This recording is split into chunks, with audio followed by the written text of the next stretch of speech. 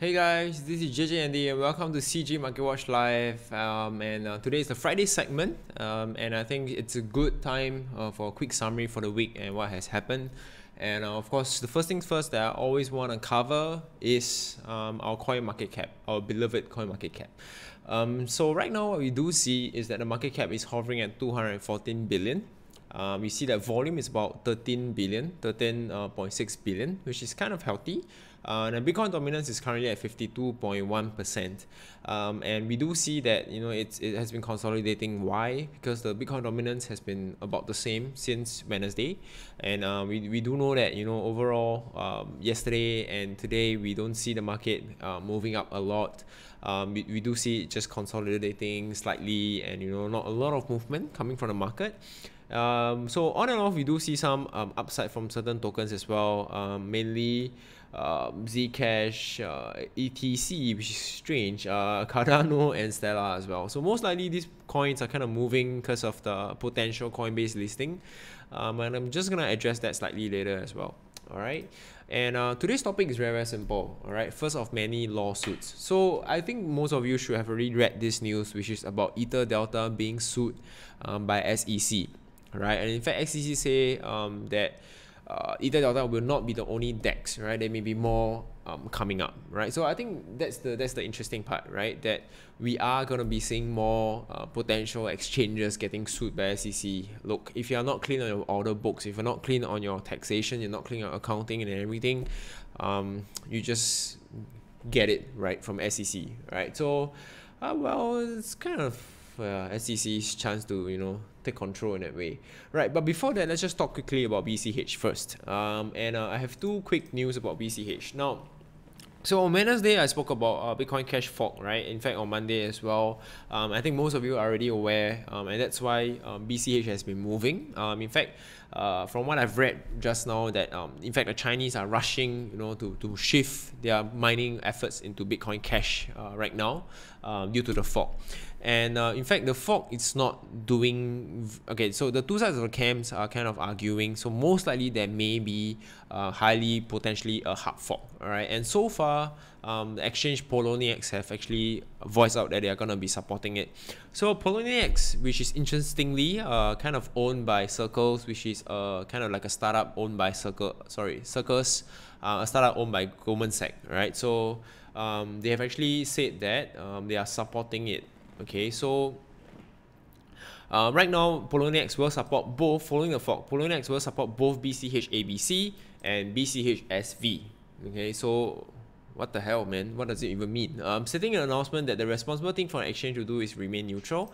One of the reasons why they say something like that is because both camps are kind of fighting against each other.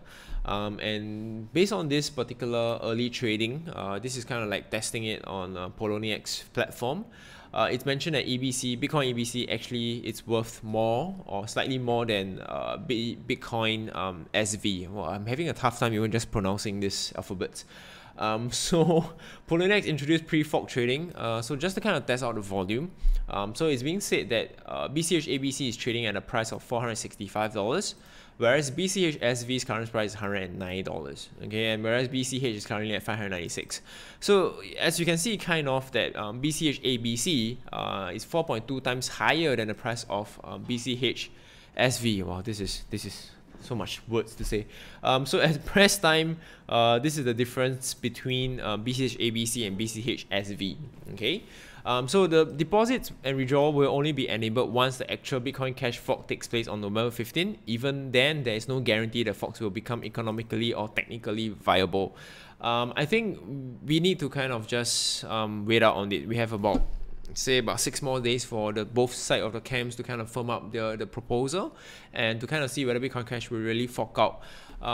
Guys, like there have been multiples of different kinds of Bitcoin Gold, Bitcoin Diamond, Bitcoin ABC, Bitcoin SV, Bitcoin Cash, whatever. It feels as if you are like trying to name a Pokemon version, right? Pokemon Yellow, Pokemon Red, Pokemon Green, Blue, Indigo, Pearl, Diamond. Yeah, so it's like naming a new Pokemon version, right? So Pokemon is like Bitcoin, and then you have the rest of it, the different kind of versions. It's the same thing, black, white, XY, whatever, it's the same old thingy, right? So I wonder why Perhaps it's just a really differential encoding algorithm, and there's a need for it to fork. So I think there's also more information on this particular news. So you can just read out on these two. They'll give you a rundown on what's happening on Bitcoin Cash update. All right, but it does seem like in terms of pricing, Bitcoin Cash is still kind of moving up after the wave ended in terms of the downturn. Yeah, so we'll touch about the charts later on. All right. Okay. So let's talk about Ether Delta. Okay, I'm gonna answer some of the questions later. Okay, keep the questions coming. Great questions. So expect SEC to target more token exchanges after Ether Delta. Now this particular news. So after Ether Delta was being sued, right? You realize that the price didn't really have much impact. And I wonder, is it because it's just a DEX, right? That's why it's not.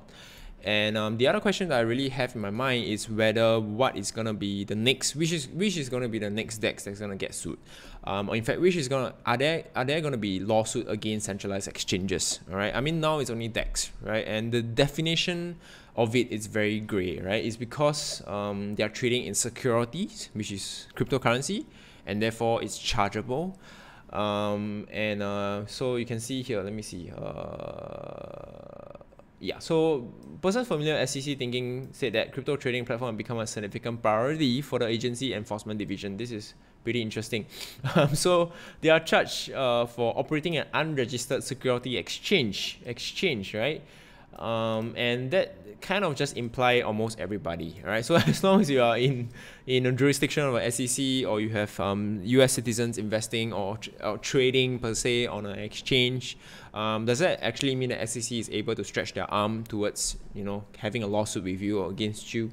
I think, yeah, that's quite interesting. So of course, what it does show is that this is not the only DEX that are on their attention list. There will be more upcoming DEX or news coming up like that.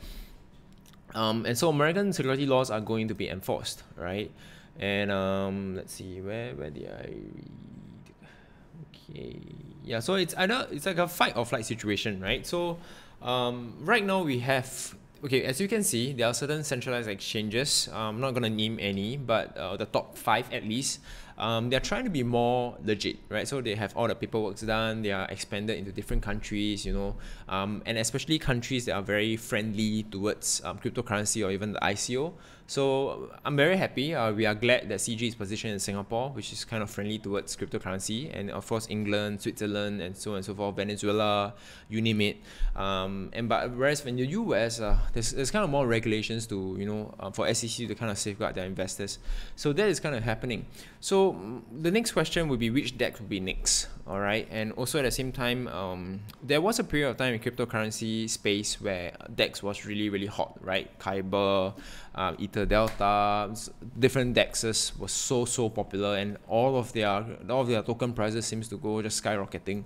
But right now you have a period where it's so down. DEXs are not doing particularly well, and as well SEC is coming and clamping on their DEXs, and then after that maybe, or will they move on to centralized exchanges? That is my greatest question. But I think as long as the main few exchanges are still transparent with the regulators, they have their accounting done properly, I think it shouldn't be a huge issue. But yeah, so they have got dozens and dozens of investigation going on. I think we'll see more press releases, more enforcement action. This is certainly not the end of anything, and this is just the beginning. So guys, think of it this way. Few days ago on CG Market Watch Live, I spoke about custodial wallets. I talked about Bank of America having a patent to create custodial wallets, right? Remember that? And Goldman Sachs, JP Morgan, different banks, even though they say cryptocurrency is a scam, blah, blah, blah, but they are still investing largely, hugely into custodial wallet services for the mainstream institutional investors. So think of it this way. In order for the next kind of bull run to come, you need to have two things in place, right? One is safety net.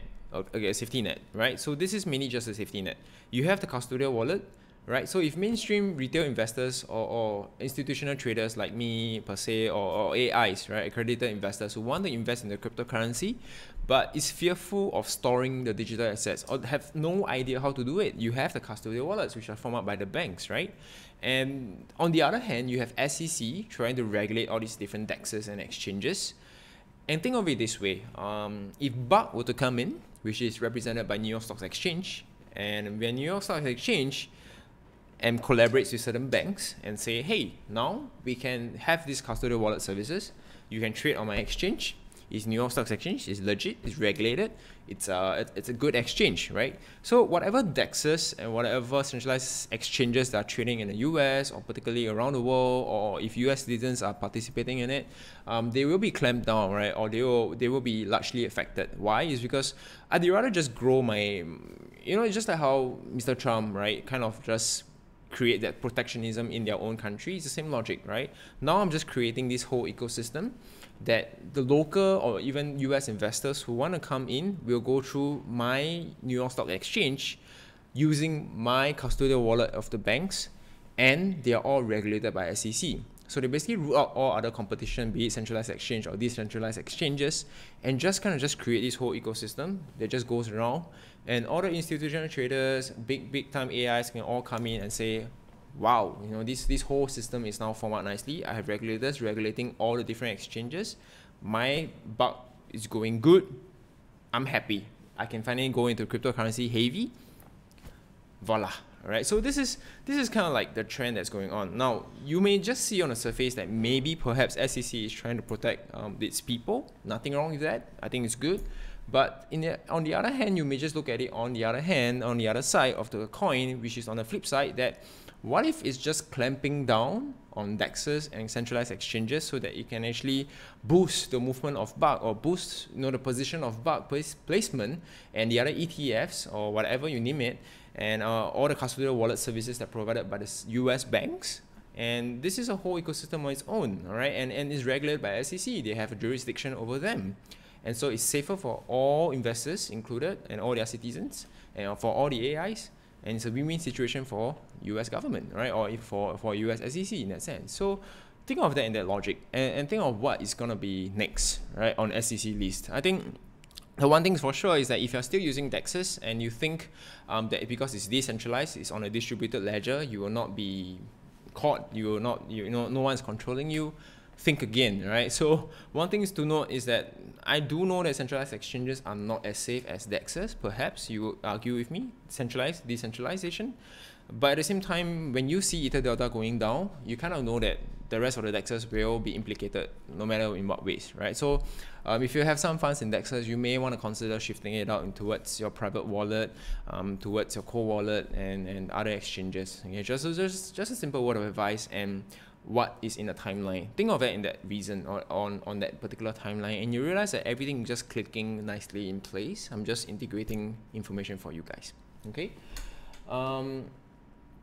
We'll talk about those questions later. Okay, so now that we've covered the main news, which is SEC side, and of course on top of that, which is Bitcoin Cash, let's talk about the charts. Okay, so once again, a few charts that I want to talk about today. Bitcoin and Ethereum, definitely. All right, so for Bitcoin wise, this is against Tether for Binance, and there's actually nothing much to talk about. Yesterday we had a slight take profit from Wednesday peak, and therefore today's Friday time in Asia right now, we do see a slight recovery, and once again, don't expect a huge recovery on a Friday, and particularly because it's a Friday, we won't be able to see much we won't see much movement, all right, much volume coming in, and most likely we'll see a resistance at 6542 levels, or perhaps at the MA level, which is 6581 or $6,600. So don't expect it to make huge movements. The next particular movement may come either on a Sunday or on a Tuesday. We don't know, all right? And also the 9 ETFs that is yet to be approved by SEC, the news got delayed. We don't know when it's going to come out. So there's so much uncertainty right now, guys. And it's very hard for us to say that the bulls are back, all right? And a slight movement like that could be a technical pump. It could be an impending volume. It could be whales playing with all of us. We never know, right? So this is in terms of Tether's level. Now in terms of fiat level, about 6,400 on Gemini, and of course you can see the discrepancy now. It's about $100 and so therefore you kind of see Tether weakening still in that sense, right? BTC is stronger. But of course, fiat movement for BTC, we are heading down towards below the cloud, right? So remember, we're talking about going into the cloud. Now we are going downwards. And we have a doji candle here. It means uncertainty in the market. No one knows where should Bitcoin go. Of course, on a Friday, don't expect much movement today. And coupled with the mainstream market, economy, we have a problem, right? Which is the US-China trade war. We have the political election in US just ended, the midterms, and there's so much things that it is yet to be settled, right? Asian stocks are not doing that well, and Brexit is still ongoing. There's so much things going on around the world, guys. So you cannot just kind of focus on cryptocurrency. Sometimes you gotta just expand your horizon and look around what's happening. Okay. So for now, I won't be able to say much, but we need to see the volume coming up on a Sunday, especially, and of course on Tuesday, all right, where movement tend to happen. Now, as of now, support should also be likely at the cloud level, which is at 6367. All right. Now, Ethereum wise, nothing much to talk about. Once again, Ethereum is still went down below the cloud. All right, so it's now sustaining below the cloud level on Tether, and on fiat level, it's as well. It's heading down towards the cloud. It's the same. It's almost the same chart pattern if you realize. And we're not doing fantastically well for Ethereum per se, unless we break out of 234 level. I mentioned that before. And we have to break out of that level in order for more upside to come. Okay, I've spoken about these 2, 3, 4 levels. So guys, if you're in Ethereum and you're very hopeful about Ethereum's price, understand that the resistance level to break is about $234. It has to break above that. If not, you won't see much movement from there. If not, the support level should hover at about 207, or perhaps if it goes lower, it's always at $200, hovering there. Okay. Now, back to the three particular tokens that I just want to talk about quickly, okay, before I entertain a few questions. Number one, the BCC fork is coming in about 6 days, on the 15th of November. We don't know what are the two camps going to be about. All we do know is that Poloniex do support that for now. Bitcoin Cash is going to be caught, or it's going to be split into two, which is called Bitcoin ABC and Bitcoin SV. And as of now, Bitcoin ABC is priced at least 4 times higher than Bitcoin SV. And essentially, most likely, okay, you will get both as well if you are on the right exchange. So none of the exchanges so far, if I'm not wrong, only Poloniex have sounded out that they are supporting it. So you have to wait for other news upcoming, building up towards 15 November to see if any other exchanges are supporting this particular fork. I think that's crucial if you are trading the BCC or BCH. And so do pay attention to the news. All right. And very quickly, just talking about Stellar and Zcash, I did give 2 calls on it 2 days ago on our elite and legacy group. So some of them make some money, 6 to 8% upside from the downturn. And once again, I think I spoke about this on Monday as well. I gave a very quick, brief summary. I gave a more in-depth one of analysis to the groups. But just saying that the next, the speculated 5 tokens that's going to be listed on Coinbase, right? And 0x and BET have been listed already. So there's only 3 contenders now, which is Stellar, Zcash, and Cardano. And I spoke about which having more potential against one another in the groups, so I won't be talking about it here. But one thing's for sure is that you realize that in the whole coin market cap as of now, okay, let me just refresh the page so that it's current.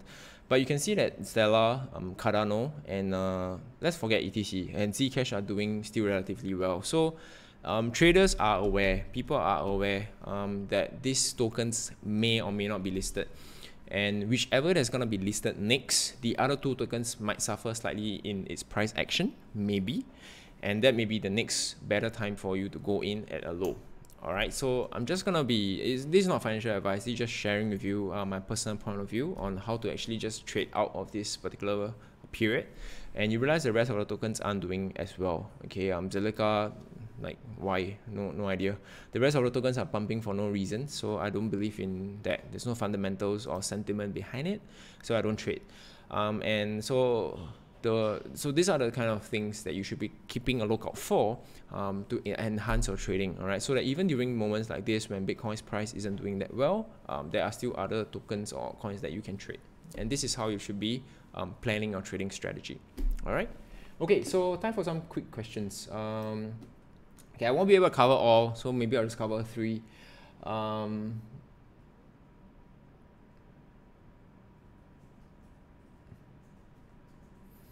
Yeah, so I mean, coming to DEX, right? We all thought that it's just a fine piece of code, right? It's just algorithm, is decentralized. It's just you connect your ledger or you connect your Trezor, and then you're able to connect, you're able to trade. We thought it was that simple, and it's kind of ridiculous that it's being sued for trading for so-called security token exchange, where it's just a string of codes. But it's happening, guys. So as much as we say it's a distributed ledger, but you have no control over it. SEC seems to have jurisdiction over anything and everything. Just saying, even me maybe. Okay, let's see. Okay, so I think Qingjing33, right? In case I miss your question, so why is the SEC ruling so important? And it's a US government thing, agree? So the rest of the world can still use it. Why is it everyone so afraid about SEC? Now, it's not everyone's afraid of SEC, okay? But it has something to do with historical tradition or culture, if you will call it. The biggest economy in the world currently is still the US, right? The second is can't recall something. The third is Japan, right? So I think the second China, right? So thinking about that, in terms of financial systems, at least for the Western countries, it was set up by the US, right? And so SEC has come a long way, all right, for setting certain regulations or setting certain standards or setting certain bar for the rest of the world or the rest of the financial markets in the world to follow. And if you think about it, the world's currency for now is still US dollars, right? And it's something to do with a tradition. You may not agree with it, that's fine, but it's still something to do with a tradition. People are still transacting in US dollars. You want to buy certain stuff in China factories, they trade and they ask you for US dollars. They don't want yuan. Why? Because US dollar appreciated so much against yuan. So there's something to do with a culture, there's something to do with a tradition. So SEC ruling has not much impact on the rest of the world, but it's because of this kind of tradition and also because of what it kind of set the standard and a bar. And therefore, when BUC come in as the New York Stock Exchange, as one of the biggest exchange in the world coming in, okay, setting up its space, its footing in the cryptocurrency, it now has a footing in it, right? SEC can have a say in it in that sense. And the jurisdiction will spread because SEC say so in that sense, under its regulation, you can read it up if I'm not mistaken, that as long as a US citizens trade in anything or have funds invested in anything per se, SEC can come in and can clamp down on it. All right, so something along that line. All right, so you can read up more on it. I'm not too sure where. I've kind of read it before, but you can definitely find the information. So that's one of the reasons why a lot of different ICOs back then during the ICO period, they are unwilling to raise funds in the US, because then that will give the doorway, okay, for SEC to come in and also tax their particular project in that sense. Okay, so it's kind of that in that sense, that logic. Okay.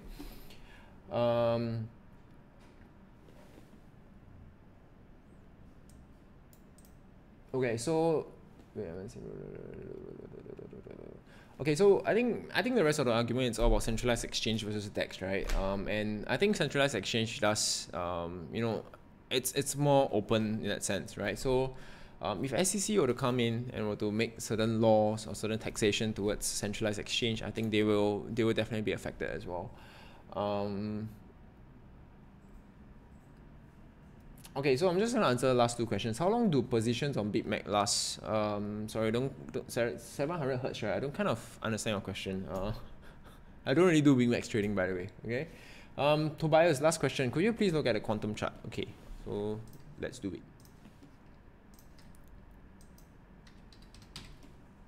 Alrighty. Okay, so I'm just gonna do a quantum BTC chart. Alright. And it's 4 hours. Let me just go to daily. Okay.